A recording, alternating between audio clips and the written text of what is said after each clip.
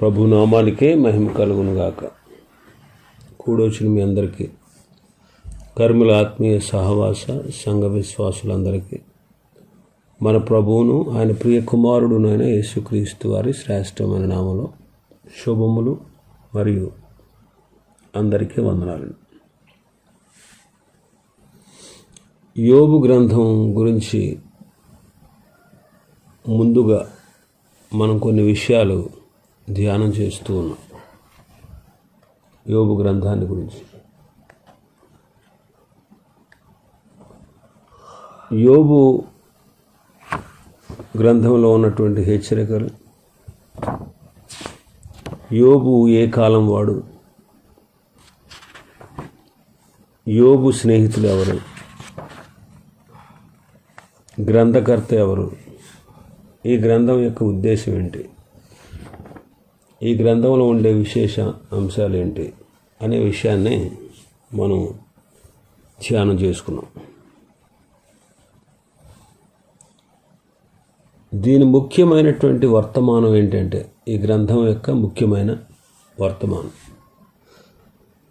సామెతల గ్రంథం 13వ అధ్యాయం 15వ వచనాన్ని ఒకసారి చదివితే, విశ్వాసఘాతకుల మార్గము కష్టము అని ఉంటుంది. విశ్వాసఘాతకుల మార్గము కష్టము. అయితే ఈ సంగతి ఇందులో లేదు.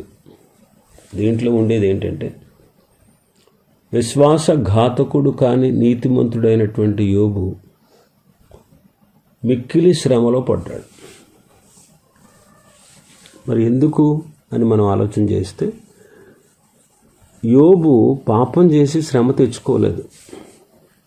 ఒకవేళ పాపం చేసి శ్రమ తెచ్చుకుంటే ఈ వచనం కరెక్ట్గా సరిపోద్ది. విశ్వాసఘాతకుల మార్గము కష్టమని మనం గ్రహించవచ్చు.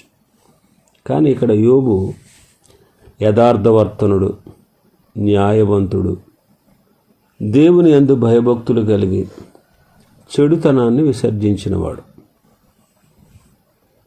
ఇది వాస్తవమే. అయినా సరే గొప్ప శ్రమలో పాలివాడయ్యాడు యోబు. ఎందుకు? తాను చేసిన పాపాన్ని బట్టి కాదు, కానీ మరింత ఎక్కువగా దేవుని ద్వారా మేలు పొంది భక్తిలో పెంపారుటకే యోబు శోధించబడ్డాడు అనే విషయం మనకి తెలుస్తూ ఉంది. హెబ్రీ పత్రిక 12వ అధ్యాయం 10వ వచనాన్ని మనం చూస్తే, వారు కొన్ని దినముల మట్టుకు తమకు ఇష్టం వచ్చినట్లు మనల్ని శిక్షించిరి, కానీ మనము తన పరిశుద్ధతలో పాలు పొందవలనని మన మేలు కొరకే ఆయన శిక్షించుచున్నాడు.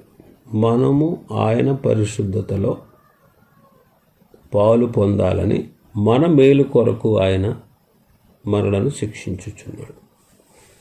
యోహాను సువార్త 15:2 చదువుతాం, ఫలించు తీగె మరి ఎక్కువగా ఫలించాలని దానిలో పనికి మాలిన తీగల్ని తీసివేస్తాడు అని. పరిశుద్ధతలో మరి ఎక్కువగా యోబు పాలు పొందాలని, తన జీవితంలో మరింత ఫలము ఫలించాలని శ్రమ అనేటువంటి గొప్ప కొలిమిలో పడి అతడు నడవలసి వచ్చింది. స్నేహితులకి ఈ సంగతి తెలియక యోబును అన్యాయంగా నిందించారు. అందుకే చివరి అధ్యాయంలో దేవుని చేత వారు గద్దించబడ్డారు.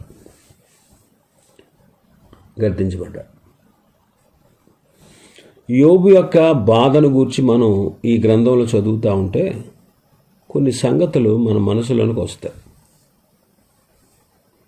ఏంటంటే, దేవుడు యోబుకు ఎప్పుడూ కూడా స్నేహితుడై అతన్ని ఎప్పుడు విడవలేదు.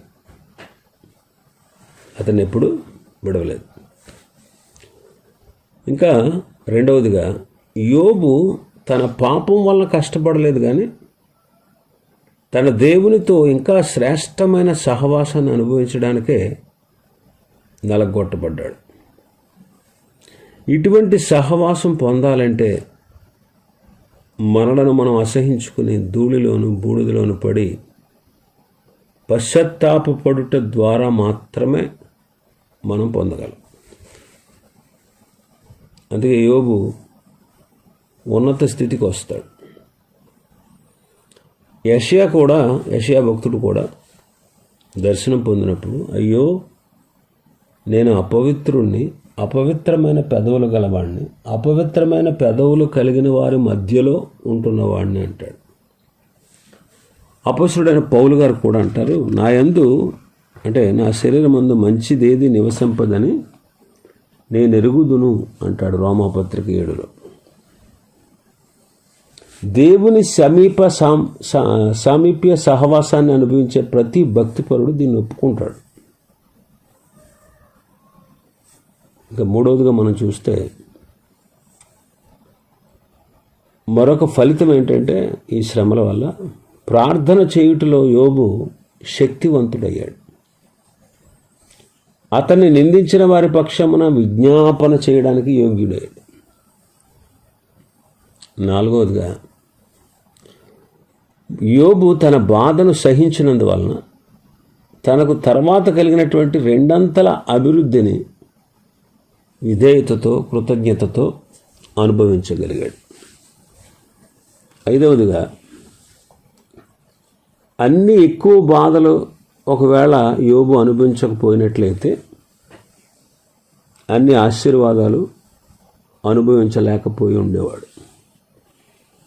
కాబట్టి దేవుడు మనకు ఒప్పుకున్నటువంటి బాధలు ఆశీర్వాదకరములే. అందుకే కొరింథీయులకు రాసిన 2వ పత్రికలో పౌలు గారు అంటారు, క్షణమాత్రముండే ఈ చులకని శ్రమ మా కొరకు అంతకంతకు ఎక్కువగా నిత్యమైన మహిమ భారాన్ని కలుగజేస్తుంది అంటాడు.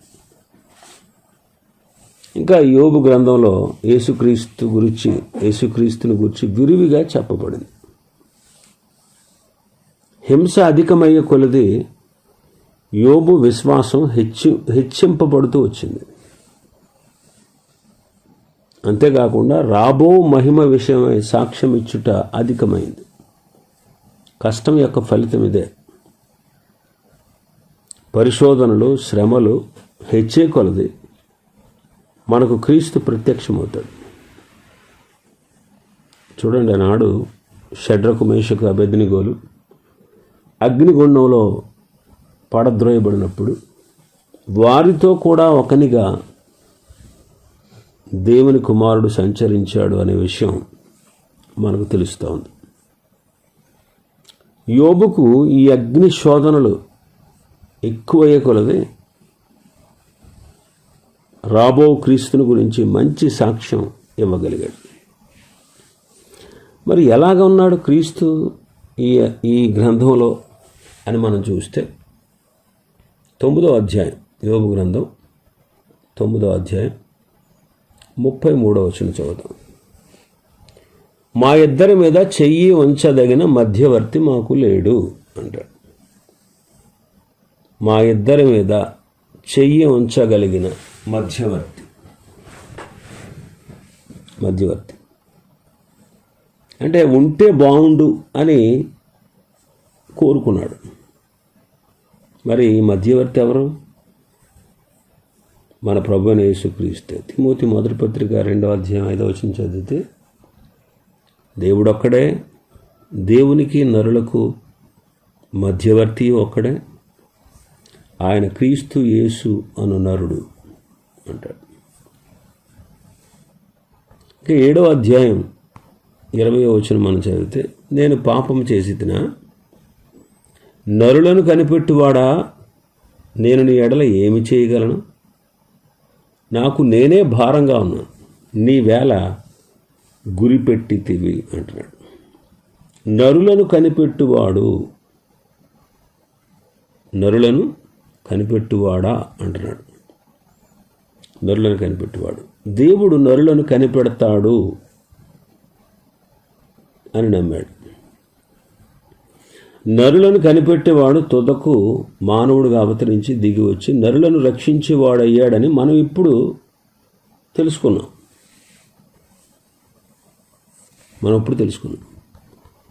13వ అధ్యాయం 15వ వచనాన్ని మనం చదివితే 13వ అధ్యాయం 15వ వచనం, ఇదిగో ఆయన నన్ను చంపినను నేను ఆయన కొరకు కనిపెట్టుచున్నాను.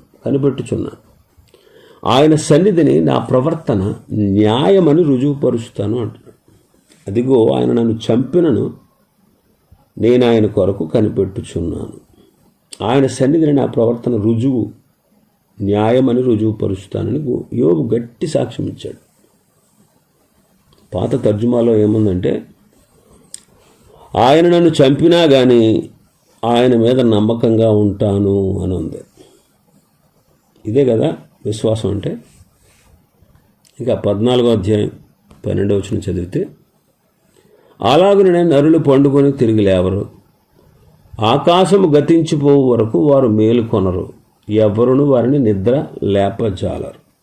రాబో ఒక కాలం ఉంది, ఆకాశం గతించిపోద్ది, మృతులు లేస్తారు అని యోబు నమ్మాడు.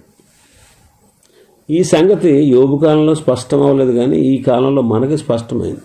యోహాను సువార్త 5వ అధ్యాయంలో చదువుతాం కదా. యోహాను సువార్త 5వ అధ్యాయం 28-29 వచనాల్లో, దీనికి ఆశ్చర్యపడకండి, ఒక కాలం వచ్చుచున్నది, ఆ కాలంలో సమాధుల్లోనున్న వారందరూ ఆయన శబ్దం విని మేలు చేసిన వాడు జీవ పునరుత్థానానికి, కీడు చేసిన వాడు తీర్పు పునరుత్థానానికి బయటికి వస్తారు. అంటే పునరుత్థానమందు విడుదల కలుగును అని ప్రస్తావించాడు. పాత తర్జుమాలో ఏమనుంటుందంటే, నా మార్పు వచ్చు పర్యంతము నేను కనిపెట్టుకుని ఉంటాను అని. క్రీస్తు రాకడతో భక్తులలో గొప్ప మార్పు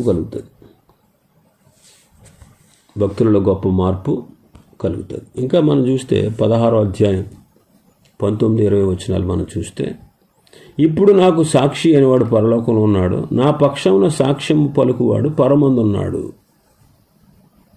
యోబు తేటగా నాకు సాక్షి అయినవాడు పరలోకంలో ఉన్నాడు అంటున్నాడు. అవును, అక్కడే క్రీస్తు మన కొరకు ఇప్పుడు సాక్ష్యం పలుకుతున్నాడు. యోహాను మొదటి పత్రిక 2వ అధ్యాయం 2వ వచనం చదువుతాం కదా. ఎవడైనను పాపం చేసిన ఎడల నీతిమంతుడైన క్రీస్తును ఉత్తరవాది తండ్రి వద్ద అనుకున్నాడు, ఆయనే మన పాపములకు శాంతికరమై ఉన్నాడు అంట. హెబ్రీ పత్రిక 4వ అధ్యాయం 16వ వచనం చదివితే, మనము కనికరించబడి సమయోచితమైన సహాయం కొరకు కృప పొందినట్లు ధైర్యంతో కృపా సింహాసనం వద్దకు చేరదాము అంటాడు. 7:25లో 7వ అధ్యాయం 25వ వచనంలో మనం చూస్తే, ఈయన తన ద్వారా దేవుని వద్దకు వచ్చి వారి పక్షమున విజ్ఞాపనము చేయుటకు నిరంతరము జీవించుచున్నాడు గనుక వారిని సంపూర్ణముగా రక్షించుటకు శక్తిమంతుడై ఉన్నాడు అంటారు. నిరంతరము జీవించుచున్నాడు. మన కొరకు దేవుని సముఖమందు కనపడడానికి యేసుక్రీస్తు ప్రభు పరలోకమందే ప్రవేశించారు. ఇంకా మనం చూస్తే 19వ అధ్యాయంలో, యోబు గ్రంథం 19వ అధ్యాయం 25వ వచనం నుంచి మనం చదివితే, అయితే నా విమోచకుడు సజీవుడనియు తరువాత ఆయన భూమి మీద నిలుచుననియు నేను ఎరుగుదును. ఇలాగూ నా చర్మము చీకిపోయిన తర్వాత శరీరంతో నేను దేవుణ్ణి చూసేదను అంటాడు. శరీరంతో దేవుణ్ణి చూస్తాను అంటే శరీరము లేని వాడనై అని ఉంటుంది ఫుట్నోట్స్లో. శరీరము లేని వాడనై నేను దేవుణ్ణి చూస్తాను అంటాడు. దేవుని చూస్తానంటాడు. కాబట్టి గమనించండి, నా విమోచకుడు అని యోబు సాక్ష్యం ఇస్తున్నాడు. నా విమోచకుడు, నా కన్నులే ఆయన్ని చూస్తాయి అని పాత తర్జుమా చెబుతుంది. నా రక్షకుడు జీవంతో ఉన్నాడని యోబు నమ్మాడు. క్రీస్తు దిగి వచ్చి భూమి మీద పాదములుంచి నమ్మిన తన వారికి కొత్త దేహాలు ఇస్తాడని యోబు నమ్మి బూడిదలోను ధూళిలోను కూర్చుండి పెంకుతో తన పాత దేహాన్ని గోక్కుంటూ రాబో మహిమ నిరీక్షణతో తన్ను తాను ధైర్యపరచుకుంటున్నాడు. ఇదిగో ఈ శరీరం క్షీణించిపోద్ది, శరీరం లేకుండా నేను వెళ్ళి ప్రభువుని చూస్తాను అంటాడు. ఇంకా మనం చూస్తే 23వ అధ్యాయం, యోబు గ్రంథం 23వ అధ్యాయం 10వ వచనాన్ని చదివితే, నేను నడుచు మార్గమానికి తెలియను, ఆయన నన్ను శోధించిన తర్వాత నేను సువర్ణము వలె కనబడతాను. పుటములో వేయబడిన సువర్ణము లాగన పరిశోధించబడుచున్నాను అని యోబు మాట్లాడుతున్నాడు. పేతురు గారు కూడా ఈ సంగతి తెలియపరిచాడు. నశించిపోవు సువర్ణము అగ్ని పరీక్ష వలన తేటపరచబడుచున్నది కదా అంటాడు. అలాగే 27వ అధ్యాయం 6వ వచనంలో మనం చూస్తే, నా నీతిని విడవక గట్టిగా పట్టుకుంటాను, నా ప్రవర్తన అంతటిలో నా హృదయము నన్ను నిందించదు అంటాడు. నా నీతిని విడవక గట్టిగా పట్టుకుంటా. యోబులో గట్టిదనం కనబడతా ఉంది. గట్టిగా పట్టుకుంటేనే మనం వర్దెల్లగలం. మెత్తగా ఉండేవాడు ముందుకు కొనసాగలేడు. ఇంకా మనం చూస్తే 33వ అధ్యాయంలో, యోబు గ్రంథం 33వ అధ్యాయం 23-24 వచనాలు చూస్తే, నరులకు యుక్తమైనది ఏదో దానిని వానికి తెలియజేయుటకు వేలాది దూతల్లో ఘనుడగు ఒకడు వానికి మధ్యవర్తి ఉండిన ఎడల దేవుడు వాని యందు కరుణ చూపి పాతాళమునకు దిగి వెళ్లకుండా వారిని విడిపించును, ప్రాయశ్చిత్తము నాకు దొరికినని సెలవిచ్చాను. ఇక్కడ క్రీస్తు మధ్యవర్తి అయి మన పాపములకు ఆయన ప్రాయశ్చిత్తమే అన్నాడు. మనుషులలో గనుడు క్రీస్తే. ఆయన మన కొరకు పాతాళమంత లోతుగా దిగాడు. కాబట్టి మనం పైకి వెళ్ళడమే కానీ మనం కిందకి వెళ్ళే వాళ్ళం కాదు. క్రీస్తే మన ప్రాయశ్చిత్తమై బలి యావత్తు ఆయన మన కొరకు చేసి ఉన్నాడు. కాబట్టి ఇక్కడ పాతాళంలోనికి దిగి వెళ్లకుండా మనల్ని విడిపించడానికి యేసుక్రీస్తు ప్రభు ఈ లోకానికి వచ్చాడు. ఇంకా మనం చూస్తే 42వ అధ్యాయం 8వ వచనాన్ని మనం చూస్తే, కాబట్టి 7 ఎడ్లను 7 పొట్టేళ్ళు మీరు తీసుకొని నా సేవకుడైన యోబునంతకు పోయి మీ నిమిత్తం దహన బలి అర్పించాను. అప్పుడు నా సేవకుడైన యోబు మీ నిమిత్తం ప్రార్థన చేయను. మీ అవివేకమును బట్టి మిమ్మల్ని శిక్షింపక ఉండినట్లు నేను అతనిని మాత్రం అంగీకరించేదను. ఎలా అనగా నా సేవకుడైన యోబు పలికినట్లు మీరు నన్ను గూర్చి యుక్తమైనది పలకలేదు.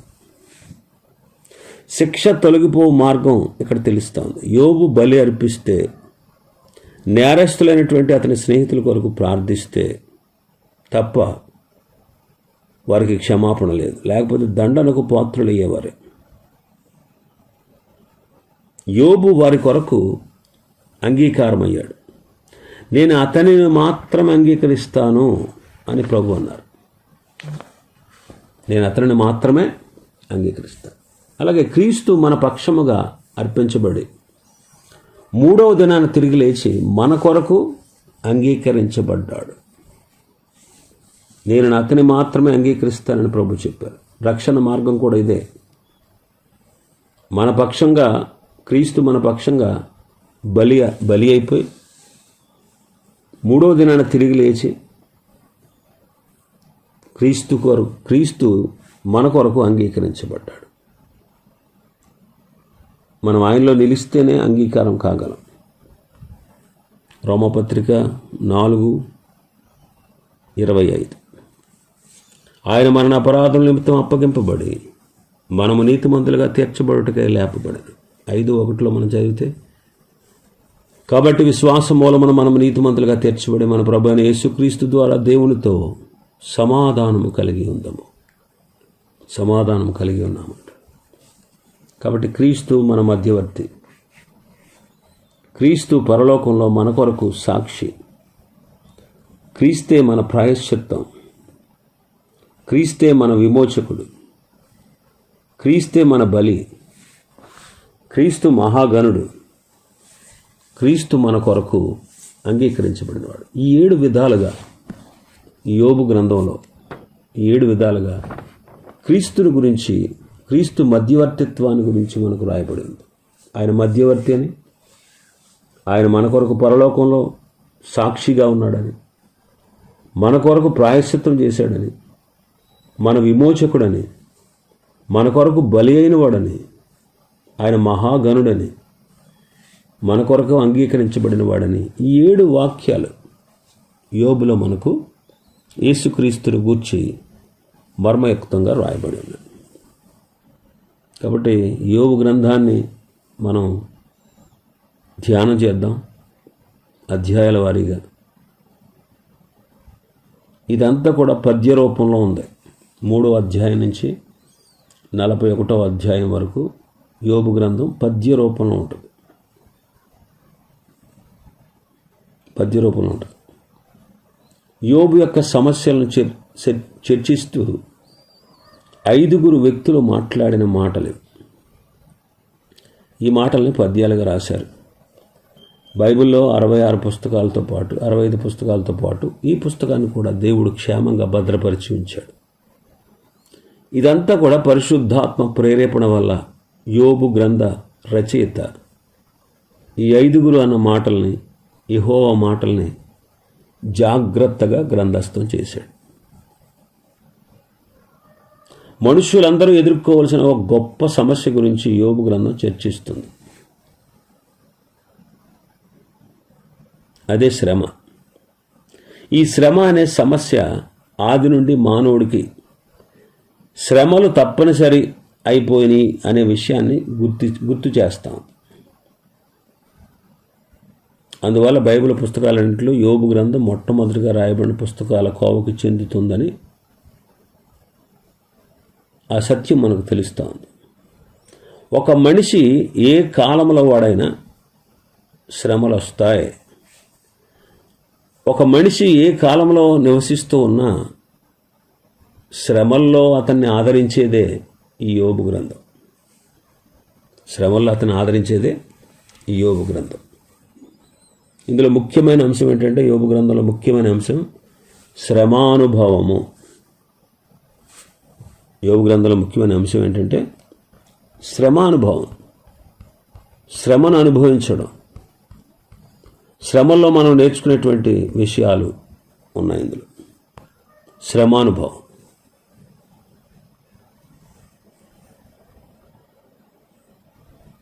కాబట్టి మనం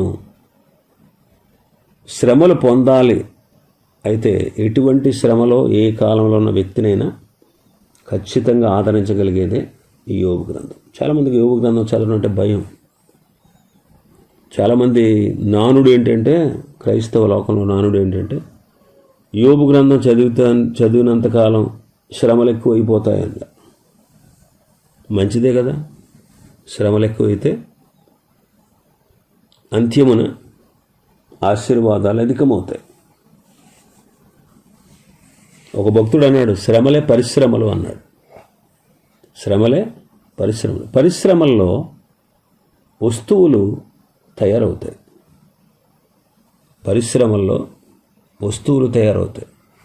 ఒక గొప్ప పరిశ్రమ ఉందనుకోండి, అందులో వస్తువులు తయారవుతాయి. ఆ వస్తువులు బోల్డని లాభాలని తెచ్చిపెడతాయి. అందుకే ఒక భక్తుడు అన్నాడు, శ్రమ పరిశ్రమల లాంటిది అన్నాడు. కాబట్టి ప్రతి శ్రమ మనకు మేలు చేసేదే. కాబట్టి మనం ఎప్పుడు శ్రమలను గురించి భయపడకూడదు. శ్రమలను గురించి భయపడకూడదు. శ్రమలను చూసి మనం భయపడకూడదు. శ్రమలను చూసి భయపడకూడదు. నేను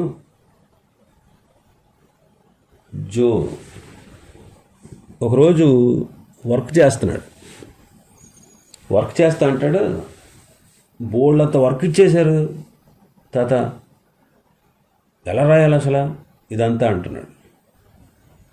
నేను అన్నాను, రే నువ్వు వర్క్ చేస్తున్నావా, వర్క్ నిన్ను చేస్తున్నారా అన్నాను. నేనే చేస్తున్నాను తాత అన్నాడు. అరే మనం ఏమనుకోవాలి తెలుసా, ఇది ఆఫ్టర్ ఆల్ ఈ వర్క్ నేను చేసేయగలను, నేను చేసేస్తాను అనుకోరా, అలా అంటేనే నువ్వు రాయగలవు అని చెప్పారు. ఒక విషయం గమనించండి, శ్రమ లేకపోతే ఫలితం ఉండదు, శ్రమ లేకపోతే ఆశీర్వాదం ఉండదు, శ్రమ లేకపోతే అభివృద్ధి ఉండదు, శ్రమ లేకపోతే పవిత్రత, పరిశుద్ధత రెట్టింపు కాదు. కాబట్టి శ్రమ అవసరం. శ్రమలు ఉంటాయి అనేదే యోబు గ్రంథం యొక్క సారాంశం. అయితే ఈ శ్రమ నీకు మేలు చేసేదే అని అది ఉద్బోధిస్తుంది. కాబట్టి యోబు గ్రంథాన్ని రేపటి నుంచి అధ్యాయాల వారీగా ధ్యానం చేసుకుందాం. దేవుడి వర్తమానాన్ని మన వెనుకడిలో ఆశీర్వదించునుగాక. ఆమేన్.